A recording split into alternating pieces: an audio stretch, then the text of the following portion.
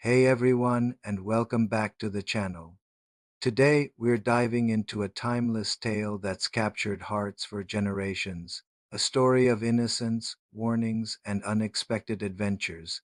Get ready for the enchanting world of Little Red Riding Hood. Imagine a village nestled beside a whispering forest, where lived a truly sweet little girl. What made her so special? Well, her beloved grandmother had handcrafted her the most beautiful, bright red hooded cloak. It was her favorite, and soon everyone in the village simply knew her as Little Red Riding Hood. She was always cheerful, always kind, and her red cloak was like a beacon of sunshine wherever she went.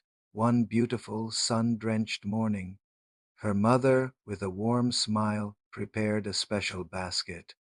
"Little Red," she said, her voice gentle but firm, "Grandma isn't feeling too well today. Please take her this basket filled with delicious cakes and a jar of sweet golden honey to cheer her up." Little Red's eyes sparkled with excitement. She loved visiting Grandma. But her mother continued, a serious look on her face. "Remember one very important rule while you're out. Do not, under any circumstances, talk to strangers in the forest. You understand, my dear?" Little Red nodded earnestly, promising to be good and follow her mother's wise advice. With her basket swinging gently, Little Red Riding Hood set off, humming a happy tune as she ventured into the cool green forest. The sunlight dappled through the leaves, birds sang sweetly, and colorful wildflowers dotted the path. It was a perfect day for an adventure. However, unknown to Little Red, a pair of cunning gray eyes were watching from the shadows.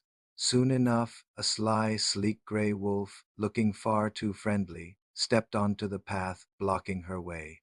"Well, hello there, little girl," he purred, his voice smooth and deceptive. "And where might you be off to on such a lovely day, looking so charming in your red cloak?" Little Red, momentarily forgetting her mother's warning, smiled politely. "I'm going to my grandma's house," she explained. "She's feeling a bit under the weather, so I'm bringing her this basket of yummy cakes and honey." The wolf's eyes glinted with a mischievous, wicked thought. "Oh, how thoughtful of you!" he exclaimed, putting on his most charming act. "But look around, little one. The forest is bursting with such beautiful, vibrant flowers. Wouldn't your grandma absolutely adore a bouquet of these lovely blossoms? It would brighten her day even more." He gestured towards a patch of especially pretty flowers off the main path. Little Red, easily persuaded by the idea of making her grandma even happier, thought it was a wonderful suggestion. "You're right," she chirped, and cheerfully began to pick a magnificent bunch of wildflowers. While Little Red was happily gathering flowers, completely absorbed in her task, the sly wolf wasted no time. He knew exactly where Grandma's house was. With a wicked grin, he darted off the path, his long legs carrying him swiftly through the trees, straight to Grandma's cozy cottage. He reached the house long before Little Red, and with a confident knock he waited. "Who's there?" Grandma's frail voice called from inside. "It's Little Red, Grandma." The wolf disguised his voice, trying to sound sweet and innocent. "I've brought you some treats." Grandma, hearing what she thought was her beloved granddaughter, called out, "Just lift the latch, dear. I'm not strong enough to get up." The wolf pushed open the door and with a quick, terrifying growl pounced. Poor Grandma, startled and frightened, was no match for the cunning creature. In a flash, he gulped, shoved her into a dark, dusty cupboard, locking her inside. Then, with a chilling smile, he rummaged through Grandma's belongings, found her nightcap and her spectacles, put them on, and swiftly climbed into her bed, pulling the covers right up to his chin, pretending to be the ailing grandmother. Oh, what a sneaky trickster he was! A little while later, Little Red Riding Hood finally arrived at the cottage door, her basket in one hand and a beautiful bouquet of wildflowers in the other. She knocked gently. "Come in, my dear," a raspy voice called from inside. Little Red, a little confused by the sound, pushed the door open and stepped inside. The room was dim, and Grandma was all tucked up in bed. Little Red walked closer, sensing something was not quite right. "Grandma," she said, a hint of worry in her voice, "what big eyes you have."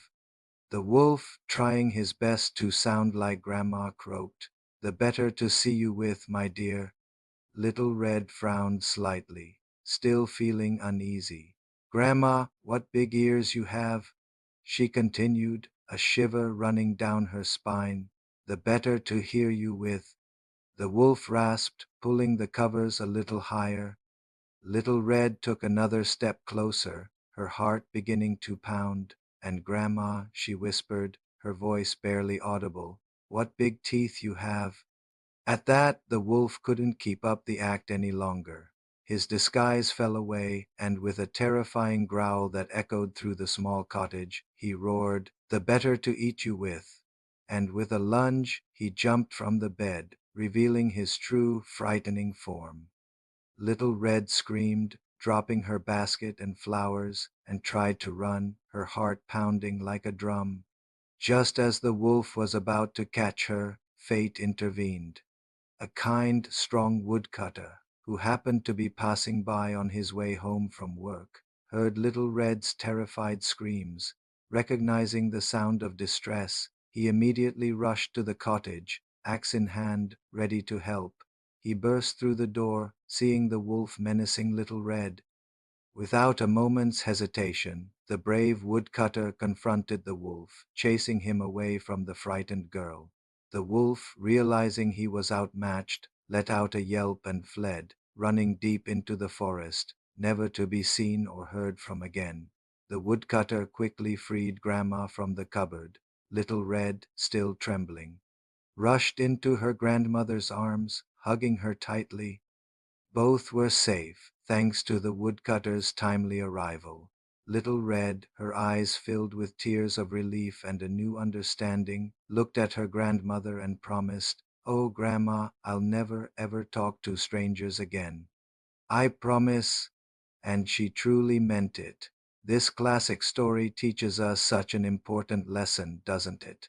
It reminds us always to listen to the wise advice of those who care for us, especially our parents and guardians. Their warnings are there to keep us safe and sound, and it also teaches us to be cautious and aware of strangers, especially those who might seem overly friendly or try to lead us astray. It's